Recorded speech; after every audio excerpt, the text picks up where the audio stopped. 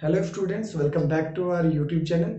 तो आज हम आपके सामने एक नए टॉपिक के साथ आए हैं और वो टॉपिक आप देख सकते हैं स्नेक बाइट। ठीक है, स्नेक बाइट का मैनेजमेंट क्या होता है, स्नेक बाइट कितने टाइप के बाइट्स हो सकते हैं, इसके बारे में आज हम डिस्कस करने जा रहे हैं।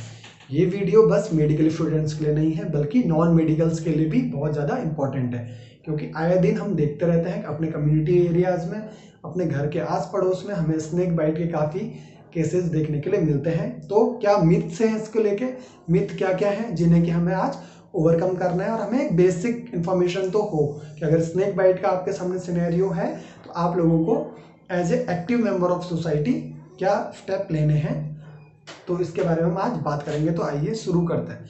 सबसे पहले स्नेक बाइट में मैं बात करना चाहूँगा, इंडिया की बात कर रहे हैं क्योंकि हम जिस कंट्री में रहते हैं उस कंट्री में मेजॉरिटी ऑफ स्नेक जिस चीज़ से जो पाए जाते हैं उनके बारे में हम बात करते हैं।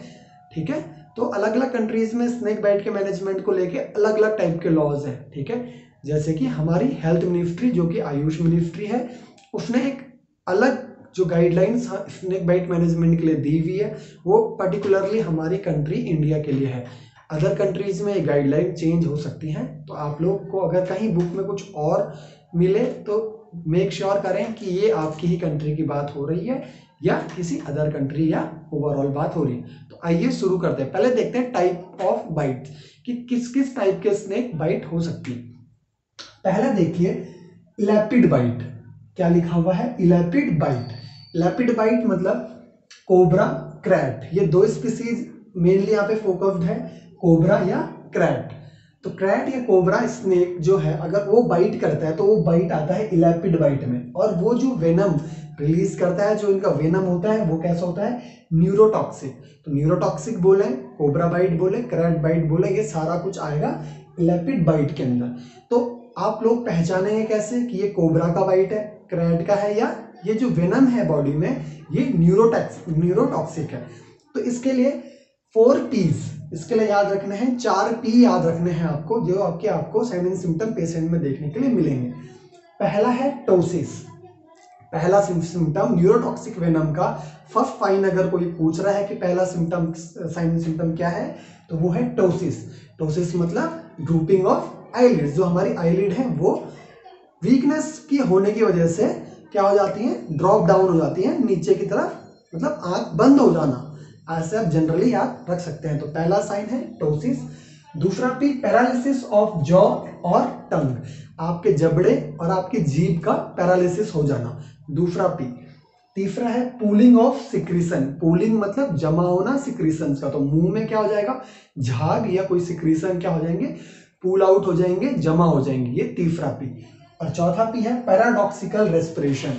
पैराडॉक्सिकल रेस्पिरेशन मतलब पैराडॉक्सिकल टर्म जहां पे भी यूज हो रहा है इसका मतलब होता है उल्टा, रिवर्स। तो यहाँ पर टर्म है पैराडॉक्सिकल रेस्पिरेशन। नॉर्मल रेस्पिरेशन की अगर बात कर रहे हैं तो नॉर्मल रेस्पिरेशन में हम क्या करते हैं? जब हम सांस को अंदर लेते हैं मतलब इनहेल करते हैं, तो नॉर्मली हमारी जो चेस्ट है वो आउटवर्ड मूवमेंट करती है, ये देखिए। और जब हम एक्सहेल करेंगे तो चेस्ट क्या करेगी? Inward movement. ये है normal respiration. But in the case of paradoxical respiration इसका जस्ट उल्टा हो जाता है, क्योंकि ये जो न्यूरोटॉक्सिक वेनम है, पॉइजन है, ये हमारे ब्रेन को अफेक्ट करता है। और हमें पता है कि हमारा रेस्पिरेटरी सेंटर जो कि ब्रेन का एक पार्ट है, मेडुला ऑब्लंगेटा, उसके साथ इंटरफियर करके पैराडॉक्सिकल रेस्पिरेशन, इसके जो रेस्पिरेशन है इसका फिनोमिना उल्टा कर देता है। मतलब इस पेशेंट में अगर आप वो सांस अंदर लेगा तो उसकी चेस्ट जो है वो अंदर की तरफ डिप्रेस्ड होगी, और अगर वो सांस बाहर छोड़ेगा तो चेस्ट भी बाहर की तरफ जाएगी, just opposite to the normal respiration. There are the 4 P's for the neurotoxic venom. First one is a ptosis, then paralysis of jaw और tongue, then pooling of secretion, and last one is the paradoxical respiration. ये 4 P आप याद रखिए, ये आपके exam point of view से काफी important है। नेक्स्ट टाइप ऑफ बाइट की अगर बात करेंगे, वाइपर बाइट। अगर वाइपर स्नेक बाइट करता है तो वो जो वेनम रिलीज करता है वो होता है हीमोटॉक्सिक। जैसा कि आपको नाम से पता चल रहा है, ये आपके ब्लड में क्या करता है? टॉक्सिसिटी को कॉज करता है। हीमोटॉक्सिक को याद रखने के लिए इसमें पहला साइन एंड सिम्टम हम बात कर रहे हैं DIC। DIC stand for disseminated intravascular coagulopathy. Disseminated intravascular coagulopathy. इसमें बेसिकली इसके अंदर हम ज्यादा डीप में जाएंगे नहीं, लेकिन बस आप इतना समझ लीजिए कि डिसएमिनेटेड इंट्रावेस्कुलर कोगुलोपैथी जो हमारा कोगुलेशन कैस्केड है, मतलब हमारी बॉडी में अंदर क्या होता है कि कोगुलेशन का मैकेनिज्म होता है। उसमें क्या होता है, नॉर्मल अगर चल रहा है सब कुछ तो मतलब कुछ क्लॉट बन रहे हैं और कुछ क्या हो रहा है, ब्लीड हो रहा है। क्लॉटिंग और ब्लीडिंग के बीच में एक बैलेंस बना होता है नॉर्मल में, लेकिन इस कंडीशन में डीआईसी में ये जो बैलेंस है ये क्या हो जाता है, खराब हो जाता है। तो इसमें या तो क्लॉटिंग हो रही है वो भी एबनॉर्मल है और ब्लीडिंग, दोनों चीजें एक साथ एबनॉर्मल होनी शुरू हो जाती है। डीआईसी मेन सिम्टम याद रखिएगा हीमोटॉक्सिक का डीआईसी। नेक्स्ट है हेमेचूरिया। हेमेचूरिया मतलब आपके जो आपका यूरिन है उसमें आपको क्या देखने के लिए मिलेगा, भी ब्लड देखने के लिए मिलेगा। और ब्लड देखने को मिलेगा तो एक इसमें एक टर्म याद रखिएगा, ब्लैक कलर ऑफ यूरिन भी आपको देखने के लिए मिल सकता है if the bite is viper bite में, ठीक है। Next abdominal pain. एब्डोमेन में पेन, सीवियर पेन, आपको पेशेंट कंप्लेन करेगा कि उसके एब्डोमेन में पेन हो रहा है और मेनली जो पेन बताएगा वो रेट्रोपेरिटोनियल एरिया में बताएगा, क्योंकि जो हीमोटॉक्सिक वेनम होता है ये हमारे जो रेट्रोपेरिटोनियल ऑर्गन्स जो कि हमारी पेरिटोनियल कैविटी के बैक साइड पे अटैच्ड है उनको अफेक्ट करता है, ठीक है। क्यों वहां पे अफेक्ट करके ब्लीड करता है, नेक्रोसिस करता है, जिसकी वजह से आपको फ्लैंक पेन और मतलब बैक साइड में बताएगा पेशेंट की पीठ की तरफ, कमर की तरफ पीछे से दर्द हो रहा है, तो एब्डोमिनल पेन या रेट्रोपेरिटोनियल पेन की कंप्लेन करेगा। एपिफ्टेक्सिस जैसा मैंने बोला डीआईसी में क्लॉटिंग और ब्लीडिंग का कॉम्बिनेशन जो आपका बैलेंस है वो बिगड़ चुका है, तो एपिफ्टेक्सिस मतलब नोज ब्लीड, नाक से खून का बहना। Then loss of BP, hypotension देखने के लिए मिलेगा क्योंकि इतना ब्लड लॉस हो रहा है तो पेशेंट का बीपी ड्रॉप डाउन कर जाएगा। फिर रेट्रोपेरिटोनियल ब्लीड, ये अभी बात करी थी मैंने रेट्रोपेरिटोनियल में ब्लीड। तो रेट्रोपेरिटोनियल जो हमारा ऑर्गन है उसमें एक मेन ऑर्गन आता है किडनी। जो हमारी किडनी है वो बैक साइड में रहती है, ठीक है, एब्डोमिनल कैविटी के पोस्टीरियर वॉल पे अटैच्ड है। तो इसमें हमें मेन ध्यान रखना है, अगर हीमोटॉक्सिक वाइपर बाइट है, हीमोटॉक्सिक वेनम है, तो हमें mainly look for the ATN. ATN stands for acute tubular necrosis. Acute tubular necrosis, क्योंकि मेनली आपने इसमें जो केसेस दिखते हैं तो मोस्ट ऑफ द केसेस हमें एटीएन के देखने के लिए मिलते हैं, ठीक है, क्योंकि ये मेनली हमारी किडनी को अफेक्ट कर देता है। जो हमारे रीनल आर्टरी है उसमें ब्लॉकेज करके वहां पे नेक्रोसिस डेवलप हो जाता है, जिसकी वजह से ये acute tubular necrosis condition arrive होती है। तो इसके लिए यहाँ पे एक छोटी सी मैनेजमेंट भी बता दे रहा हूँ कि हमें लुक आफ्टर करना है पेशेंट को। क्रिएटिनिन लेवल, ब्लड में क्रिएटिनिन लेवल देखना है, जिससे कि हम एटीएन का कंफर्मेशन ले सके कि कहीं पेशेंट एटीएन में तो नहीं जा रहा है, ठीक है। नेक्स्ट लास्ट टाइप है भाई सी स्नेक, जो कि पानी वाले सांप होता है या समुद्री सांप होता है, उनको बोलते हैं हाइड्रोफिड्स, ठीक है। पहला था elapid, viper and last one is hydrophids. तो एक मिथ ये है जो कि काफी जनरल मिथ है कि पानी वाले सांप में जहर नहीं होता है, तो ये आज के बाद से आप अपने दिमाग से हटा दीजिए, ऐसा नहीं होता है। वो बात मिस इंटरप्रेट हो चुकी है, मतलब गलत वे में रिप्रेजेंट हुआ। ऐसा नहीं कि जहर नहीं होता, जहर होता है बट उस इंटेंसिटी का नहीं होता, उतना हार्मफुल नहीं होता है, ठीक है। तो देख लीजिए इसमें क्या क्या देखने को मिलेगा, माइल्ड स्वेलिंग एंड पेन। इसमें क्या देखने को मिलेगा, अगर पानी के सांप ने काट लिया, जहां पे काटा हुआ है वहां पे स्वेलिंग और पेन देखने को मिलेगा, माइल्ड, ठीक है। मायोटॉक्सिक इफेक्ट्स मेनली याद रखिए, मायोटॉक्सिक इफेक्ट, मायो मतलब मसल, टॉक्सिक मतलब टॉक्सिसिटी, ऐसा टॉक्सिन जो कि आपकी मसल को क्या कर रहा है, अफेक्ट कर रहा है, ठीक है। तो मायोटॉक्सिक मतलब मसल में कुछ भी होगा तो लेथार्जी, पेन और थोड़ा फ्लैफिडिटी, ऐसी चीजें आपको देखने के लिए मिलेंगी। And last one is renal and hepatic necrosis. अगर ज्यादा अमाउंट में काट लिया, ज्यादा वेनम चले गया तो ये रीनल एंड हिपैटिक नेक्रोसिस भी कॉज कर सकता है। तो ये 3 टाइप ऑफ बाइट आपको देखने के लिए मिलते हैं और इनके बारे में इनके साइन एंड सिम्टम्स को देख लिया कि किसमें क्या साइन एंड सिम्टम्स देखने के लिए मिलते हैं। अब बात करते हैं जनरल मैनेजमेंट की, कि अगर स्नेक बाइट का आपका सिनेरियो आपके सामने चल रहा है तो आप वहां पे क्या एक्शन लेंगे। तो उसके लिए यहाँ मैंने लिखा है मैनेजमेंट, और मैनेजमेंट के लिए एक निमोनिक यूज करते हैं हम, डू इट राइट। क्या निमोनिक है, डू इट राइट। ये निमोनिक होता है आपका स्नेक बाइट के मैनेजमेंट के लिए। तो देखते हैं राइट स्टैंड्स फॉर व्हाट, ठीक है। राइट में पहला है R. R stands for reassurance. R stands for reassurance. सबसे पहले जैसे ही आपके सामने पेशेंट आया या स्नेक बाइट का पेशेंट आपके पास है तो आपको सबसे पहले क्या करना है, रीएश्योर करना है, उसे सांत्वना देनी है।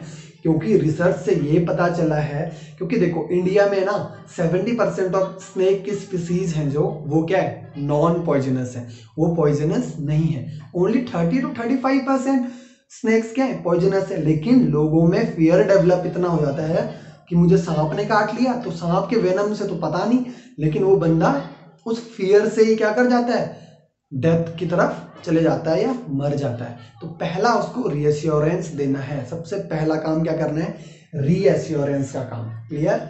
Next point I stand for immobilization.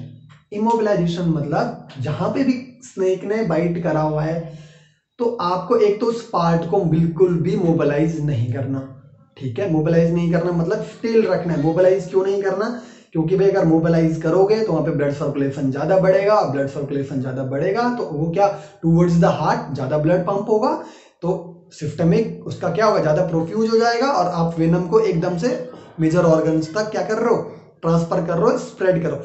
Immobilisation में एक और बात याद रखनी है, वो ऑर्गन तो मतलब जो अफेक्टेड पार्ट है वो तो इमोबिलाइज होगा ही होगा।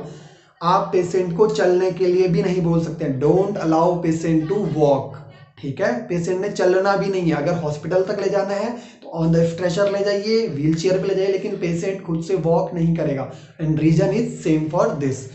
दूसरा इमोबिलाइजेशन में एक और पॉइंट कवर होता है कि आप कोई भी टॉर्निक्वेट, टॉर्निक्वेट मतलब कोई भी कपड़ा वगैरह वहां पे प्रेशर बैंडेज, इलास्टिक बैंडेज कुछ भी अप्लाई नहीं करेंगे। ये सबसे बड़ा मिथ है कि स्नेक बाइट के भाई जहां पे सांप ने काटा है उसके थोड़ा ऊपर क्या कर दो, कपड़ा बांध दो। ये बिल्कुल भी हमारी गाइडलाइन से अब हट चुका है, पहले ये मिथ था, ठीक है, एक बहुत बड़ा मिथ है। ये क्यों नहीं करना, क्योंकि ये देखा गया रिसर्च में कि कपड़ा बांधने से, टॉर्निक्वेट अप्लाई करने से वेनम का स्प्रेड तो नहीं रुकता, बल्कि में वो पार्ट क्या होता है, आप वहां पे ब्लड फ्लो रोक देते हो और पार्ट नेक्रोस्ड हो जाता है, वहां पे नेक्रोसिस हो जाता है। तो इसीलिए कोई भी टॉर्निक्वेट, इलास्टिक बैंडेज या कोई भी प्रेशर बैंडेज अप्लाई नहीं करना है वहां पे, आइस एप्लीकेशन नहीं करनी, ये सब कुछ अलाउड नहीं है, ठीक है। इसके काफी थ्योरीज है, उनमें से एक दो थ्योरी मैं शेयर कर देता हूं आपके साथ। पहली बात कि जब स्नेक बाइट करता है तो जरूरी नहीं वो आपके वेन में बाइट करे। काफी टाइम ये देखा गया कि मोस्ट ऑफ द टाइम जो स्नेक बाइट है वो हाइपोडर्मिकली कर रहा है, मतलब हाइपोडर्मिस में ही कर रहा है, वेन तक तो पहुंचा ही नहीं, आप वेन को कंस्ट्रिक्ट करके बैठे हो, तो उससे आप क्या कर रहे हो, बस सर्कुलेशन रोक रहे हो वहां पे, ठीक है। तो ये नहीं करना। दूसरा, एक बोलते क्या कि आपने वेनस तो रोक दिया, लेकिन जो हाइपोडर्मिकली आपका स्प्रेड हो रहा है वो लिम्फेटिक के थ्रू भी चले जाता है बॉडी में, तो इसलिए उसका इतना फायदे ज्यादा नहीं है, नुकसान ज्यादा है, तो टॉर्निक्वेट अप्लाई नहीं करना। तीसरी चीज इमोबिलाइजेशन में, डोंट सक, सक नहीं करना। अपने मूवीज में जैसे दिखाते हैं ना कि कहीं पे सांप ने काट दिया, आप उसको सक करके जहर निकाल रहे हो, तो वहां पे ये काम नहीं करना है, ठीक है। आप इच्छाधारी नाग या नागिन नहीं हो, ठीक है, तो वहां पे हीरोगिरी नहीं दिखानी, ये काम नहीं करने हैं, ठीक है जी। इमोबिलाइजेशन में ये चीजें हो चुकी हैं, ये काम नहीं करने। अब एक सिनेरियो बताता हूँ इमोबिलाइजेशन का, एक अच्छा सा क्वेश्चन बना बताता हूँ मैं, कि अगर मान लो आप हॉस्पिटल में हैं, ठीक है, as a staff, as a medical worker आप वहाँ पे काम कर रहे हैं और आपके पास एक स्नेक बाइट का पेशेंट आता है, स्नेक बाइट हो गई है, पेशेंट को आप तक लेके आ गए हैं हॉस्पिटल में। अब पेशेंट क्या है भाई, कि पेशेंट के जहाँ पे स्नेक बाइट है वहाँ पे क्या है, पहले से ही टॉर्निकेट अप्लाई करा हुआ है, तो उस केस में आप क्या करेंगे, तो उस केस में हमें हीरो नहीं बनना, अपना नॉलेज वहां पे ऐसे नहीं दिखाना कि हमें तो पता है कि ये टॉर्निकेट अप्लाई नहीं कर सकते तो उसे कट कर दो, नहीं, हमें डायरेक्टली उसे कट नहीं करना। गाइडलाइंस क्या बोलती हैं कि आपको क्या करना है, जहां टॉर्निकेट बंधा हुआ है उसके जस्ट प्रॉक्सिमली ऊपर जाके बीपी कफ, जो बीपी कफ है उसे आप टाई अप करें और इन्फ्लेट कर दें। इन्फ्लेट करने के बाद वो कंस्ट्रिक्ट कर देगा उस एरिया को, उसके बाद आप टॉर्निकेट को कट करो और टॉर्निकेट कट करने के बाद धीरे धीरे बीपी कफ को क्या करना है, डिफ्लेट करना है ग्रेजुअली, ताकि एक बोलस अमाउंट में जो है वेनस का स्प्रेड ना हो। तो गाइडलाइंस यही बात करती हैं, ठीक है, कि आपको ग्रेजुअली टॉर्निकेट को रिलीज करना है by the help of the BP cuff. Clear. Next G and H, इसको हम साथ में इंटरप्रेट करेंगे।